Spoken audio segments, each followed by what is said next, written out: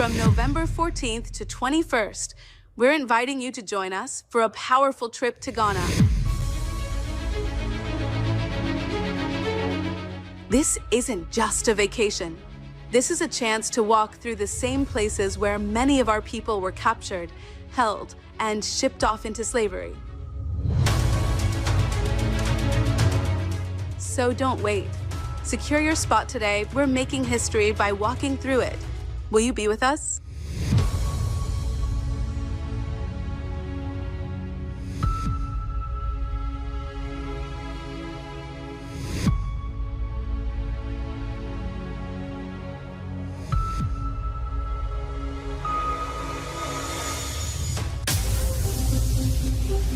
Introducing the African Diaspora News Channel app, your gateway to stories that's overlooked by the corporate mainstream media. At African Diaspora News Channel, we cover stories that don't receive mainstream attention, and we serve as the voice to the global Black community. We are committed to informing and educating through the power of media, connecting the African diaspora one story at a time. With our platform, we're helping to end injustice by exposing it. Join us in standing for excellence in journalism and serving our community. Download the African Diaspora News app today.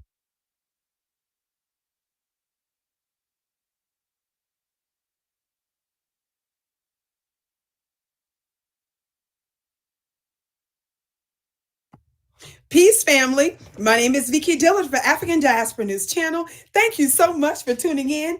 As you come in, be sure to give us a big thumbs up, and share the broadcast. That way others will know that we're here, and for that we say thank you so very much. Dear family, we have a very, very important broadcast today.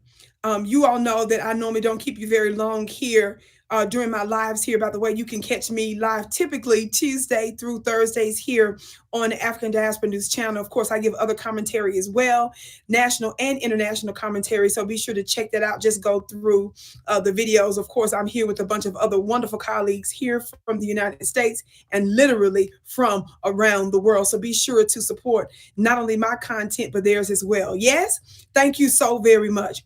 Now, family, how many of you all by now have been hearing about the goings on in Ohio? Yes, with brother Rodney Hinton Jr. Yes. Now, I've discussed this actually yesterday on my own platform at VickiDillard.tv. And of course, I was looking forward to speaking to you all here about this as well. This is very, very important. This conversation about the tragic situation that's happening there. I'm gonna give you a little bit of background, and then I want you to watch here in just a moment a brief clip. But some of the latest news that's been coming out, this piece is actually, believe it or not, from CNN. The headline here says, "Chaos at hearing for grieving father charged with murdering sheriff's deputy." Now, family, the reason why I'm kind of not tickled, but I seeded out when this hit, and I talked about this yesterday as well before CNN put this out, that we are going to be labeling our brother grieving. If anybody followed me and knows how Vicki gets down, if you've been following me on multiple networks and platforms over the years, y'all know how I get down. I told y'all we're going to be discussing that, and that's how we're going to refer to our dear brother, this grieving father. So now CNN's headline today, Black family, is chaos at hearing for grieving father, because we're going to call out this chaotic, oppressive, and diabolical media that tries to strip the humanity from those of us that are experiencing war right here domestically in these United States of America. Talk black to me, somebody. That came from us. Keep reading, Vicki. It says Rodney Hinton Jr., who authorities say intentionally hit, and you all know deleted. We're using different words for obvious reasons here. An Ohio sheriff's deputy with a car after his son, 18-year-old Ryan Hinton, and let's remember that beloved name, Ryan Hinton, was fatally shot by police, was denied bond while awaiting trial. I'm skipping here. Yes? This is the latest information that they, and again, that's the headline from CNN. And like I said, I'm very clear. I was very clear about where we stand on how we're going to be labeling our dear brother. Now I'm going to skip really quick, family. If you could just bear with me. That was the headline from CNN. Some of the latest here that I want to read from now is actually from NBC News. Yes, that was actually one of the first ones I had ready, but I switched to CNN because I wanted to talk to you briefly about that title. This one from NBC says chaos at hearing of Ohio father accused of fatally striking deputy with the car after son was deleted, I'm going to say, by police. Yes? Listen to a little bit of the facts, family. An Ohio father who fatally struck a deputy with his car after his son was shot, and you know what, by police, was denied bond during a chaotic hearing Tuesday. A judge ordered Rodney L. Hinton to be remanded with no bond in connection with the death of Hamilton County Special Deputy Larry Henderson. It says Hinton, who is charged with aggravated murder, pleaded not guilty. Before entering a plea, a commotion erupted in the courtroom's gallery. It says here, when Hinton's brother started yelling, "That's my brother, that's my brother." More than 50 police officers, I'm gonna need y'all to listen to me real good. More than 50 police officers. This is what I talked about yesterday too. And at least 36 family members and protesters were seated in the gallery. Remember that number 50. That's how many police. Deputies immediately escorted Hinton out of the room. Everybody be calm.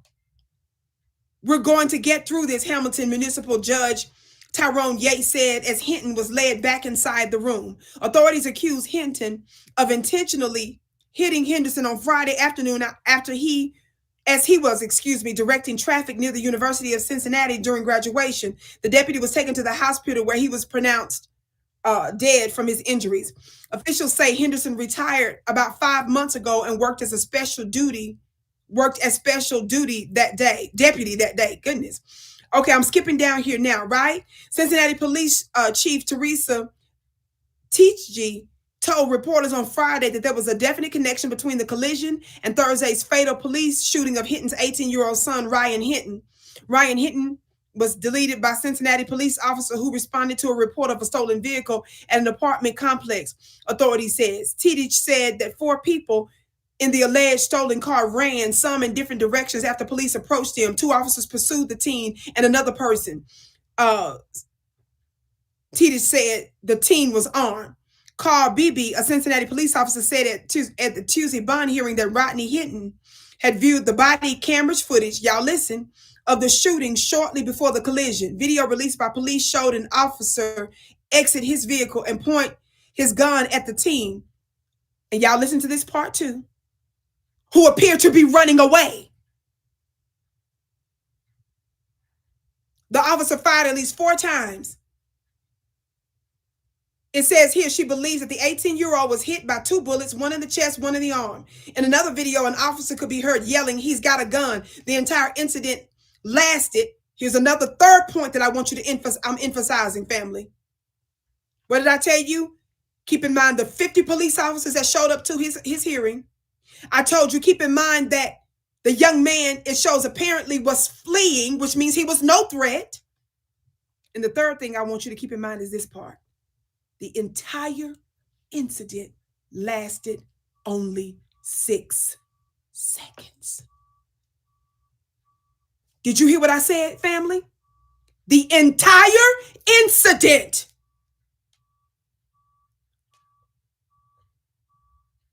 6 seconds. We're talking about a grieving father here.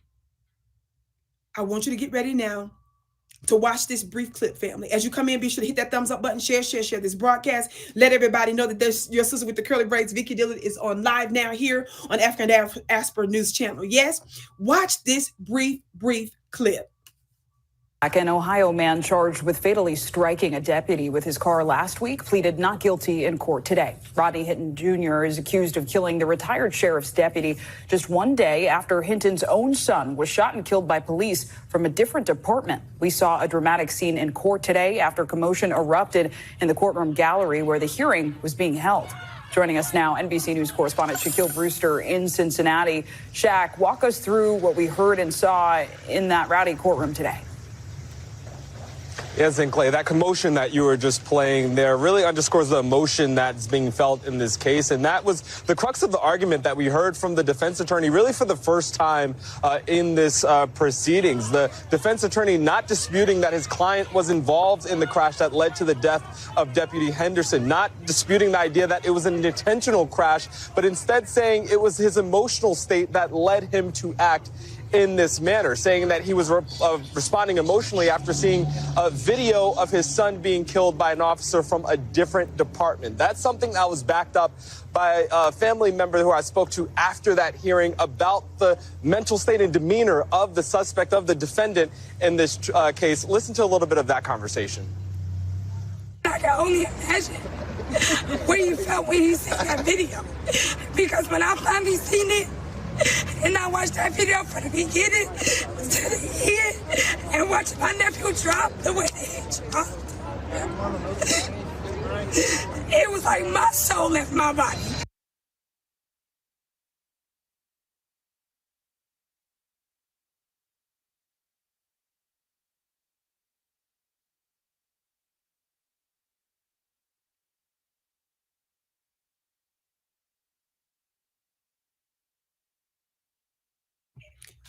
Wow, family. Did you all see that?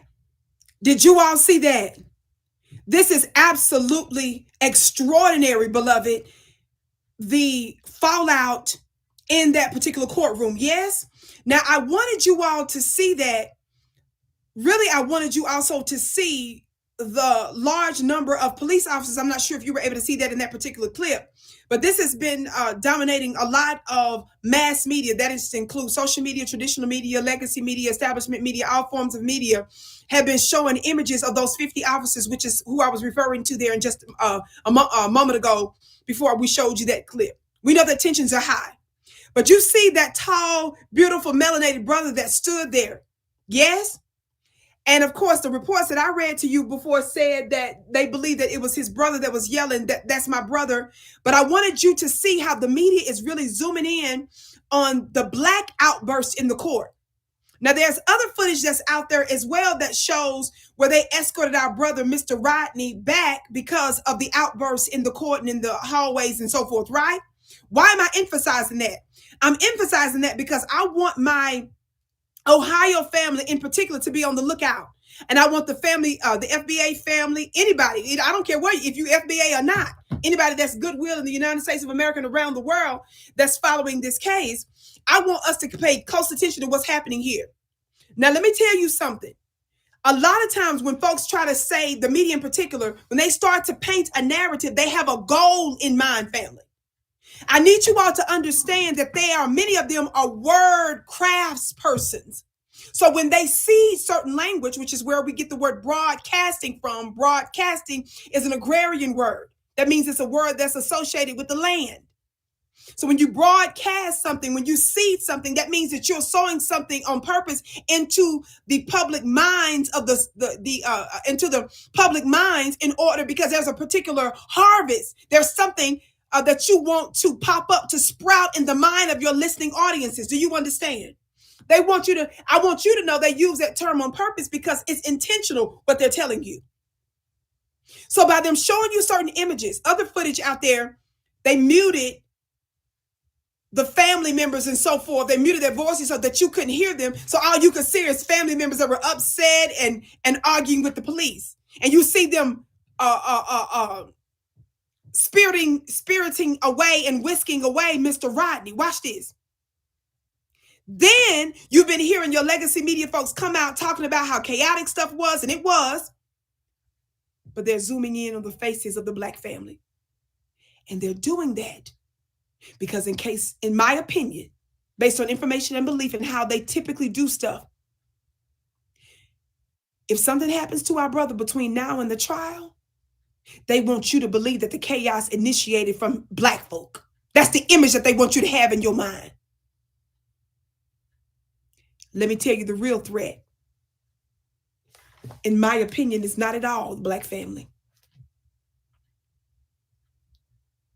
The concern that we need to be watching and keeping a very close eye out on are those 50+ police officers that showed up in court and the other officers that are known as COs in the prisons and jails behind the scenes. CO, for those of you that don't know, represents correctional officers. They ain't nothing but the police inside of the jail or the prison. Why do you think 50 police officers dressed in uniform showed up to court? They're trying to intimidate and to frighten our brother. They're sending a very and unequivocal message. And I'm going to say this. Shame on the judge. Shame on the court system that allowed them to come in there like that. Shout out to Brother Rodney's family and loved ones that were there in the court that came in there to break up that mess. Their outbursts, because I was looking at other footage and other clips on this, had everything to do with them exposing the fact that you all are here to frighten and to intimidate my brother. The judge should not have permitted them to be in there with those uniforms on like that.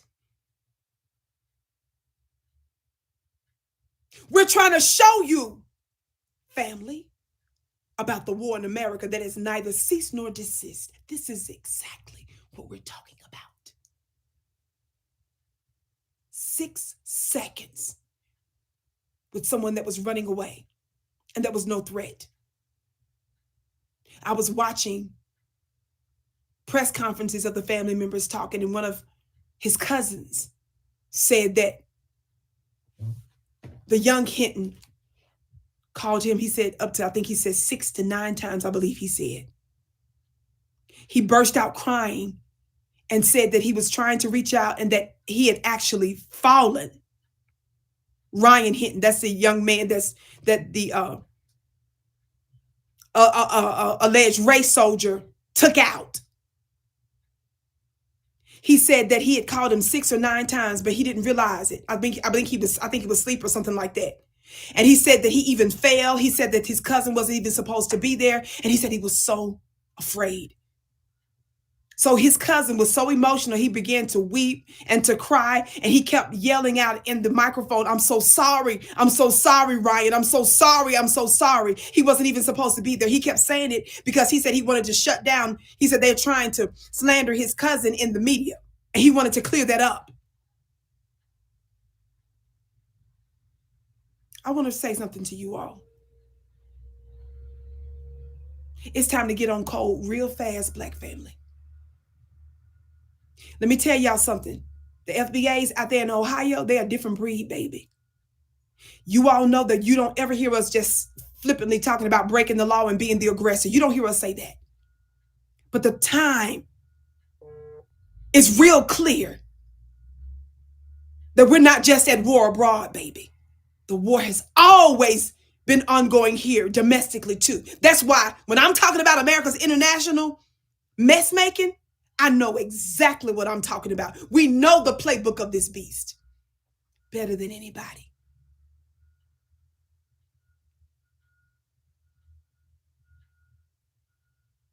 I want all of us to get on code. And I want everybody to keep a very close eye out and make sure that you watch it and you protecting our brother behind bars. Those of you that know what I'm talking about, and those that are outside.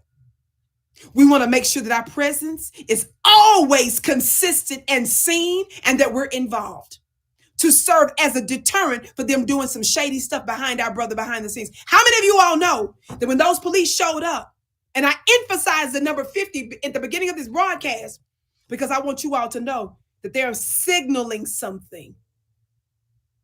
Some of you look up and you think that there's just regular fights in prison. You all think there's just regular gang banging in prison. No, baby. The COs oftentimes mess make. They use those inmates oftentimes to do their dirty work and to get at somebody. And if it's an inmate that's doing a whole lot of time, all they got to give them is a little bit of contraband or some commissary. And they'll do what's necessary. Some of them will. And then you got others that work behind the scenes that'll send a signal to make sure they don't touch him. They better not touch our brother. I said they better not mess with our brother. Black family, if you all are in that area, in that county, in that district where they're going to be likely, if it goes to trial and so forth, looking for jurors, I don't want to hear nobody acting like they scared to death and don't know how to deliberate in the background. Yes, follow the law, but you better be on code and understand this system.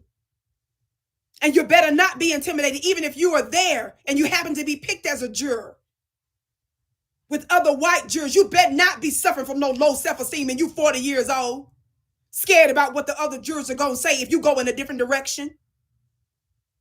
This is a grieving father who's having a mental breakdown. Let's show some grace for him. Let me tell you something. I got family members that served in wars in the United States. I'm sure many of you do too. I've got current family members that have received accreditations, I should say, or merits, I should say, in the military, where they broke records in the military. Can't nobody tell me nothing.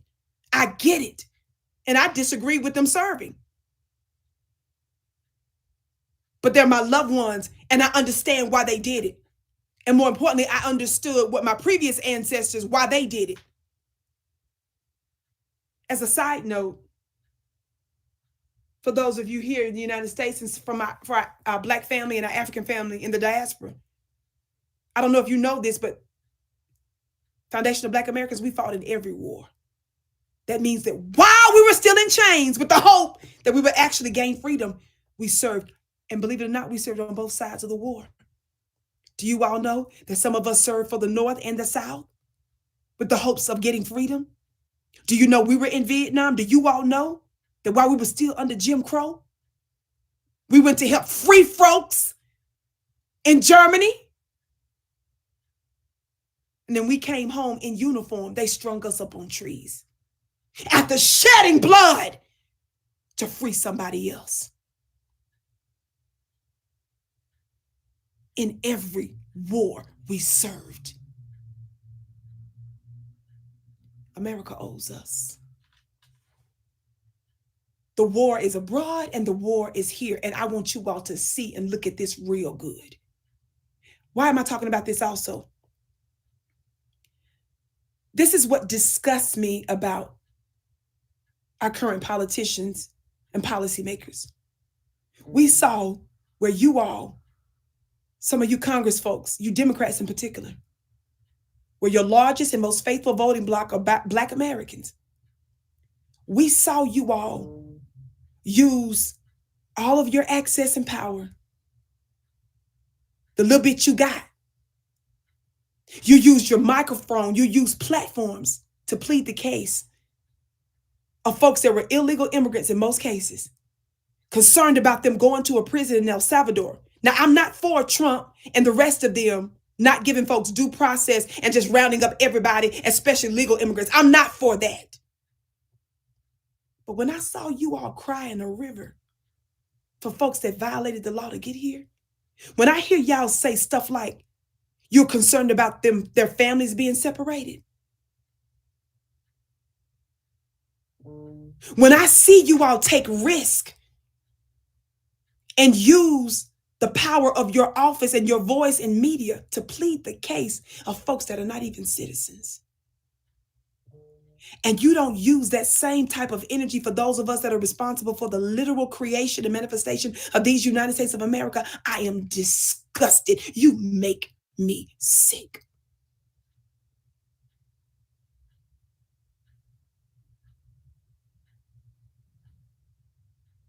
A part of my journey, nearly 20 some years ago, when I was doing activist work against some very powerful people, I made a lot of folks upset in the federal court, state court, and local court.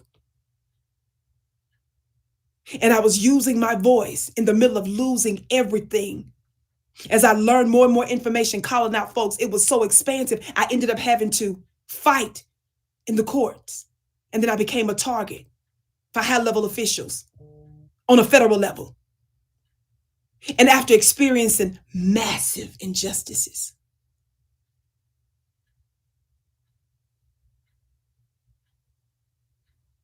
while I was awaiting to fight for an appeal and so forth, after weeks, plural, long trial, when it came down to the judge sentencing me, the right side of the court was completely filled with a whole bunch of obscure white people that didn't have nothing to do with that particular case, many of them. Some of them took off work. Every one of them was dressed up. Some of them were attorneys and officials that had to do with other cases where I was tearing their tails up in court and exposing them. They were coming to see what would become of me to ensure that I would stop fighting against them. They understood what their presence represented, and the media had a heyday on your sister with the curly braids. So when some of you all see images of our brother where he turned his nose up and he looked at the police in their faces, don't you dare say he's arrogant. You don't know what it takes to be a fighter and to try to keep your right mind, knowing that you're dealing with devils and knowing that they use their powerful positions and the access that they have to try to put you in your place in a public lynching.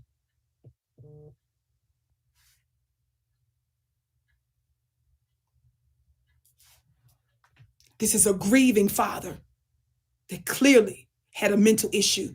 I don't care what stuff comes out about him. If you don't know what to say, what to do, you don't have to agree or disagree. Just close your mouth and make sure he's good, Black family. I posted on my Instagram page. By the way, you can follow me on Instagram at Vicki X Dillard. Follow me on Facebook at Vicki Dillard. Make sure that you're looking at the legit Facebook page. I got a couple of Facebook pages. Make sure it's the real one because there's some little fakies that's out there on different platforms trying to be me. Watch this. I posted today on Instagram a clip of Minister Farrakhan from July 4th, 2020. I had the high honor and privilege where Minister Farrakhan himself approved me to come to this address that he did to the world. The address was called The Criterion. And they approved both me and my assistant, one of my assistants is my mom, to come there. It was in the Chicago area in his garden. Powerful, cosmic experience. In that clip, and I'm almost done, he warned what he called the jump out crew. Talk back to me, somebody.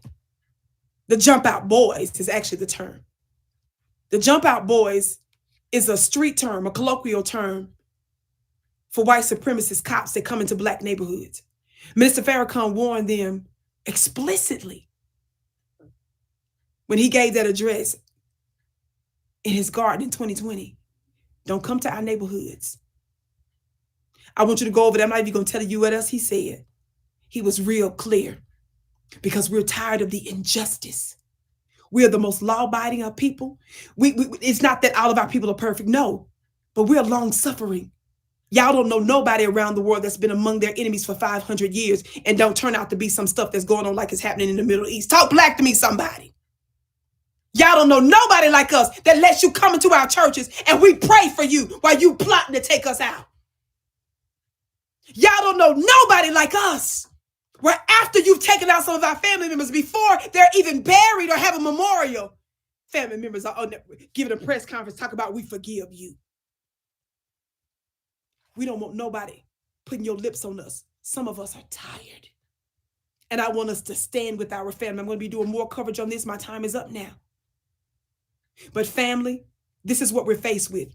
And I want the whole family in Ohio to be on code. If you're called in to do jury duty, do jury duty.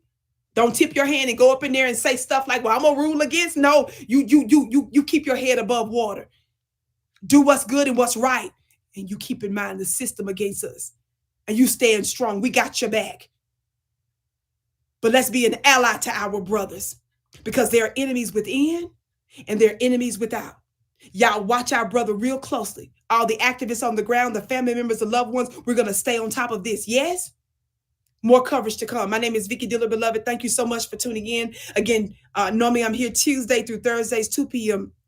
Eastern. I do other commentary here as well, so be sure to check that out. Of course, support my other colleagues as well. Brother Phil should be live tonight at 8 p.m. Eastern, so don't you miss it. I'm so pleased you joined us today. Be sure to share, and engage. I can't wait to see what some of your comments are later on.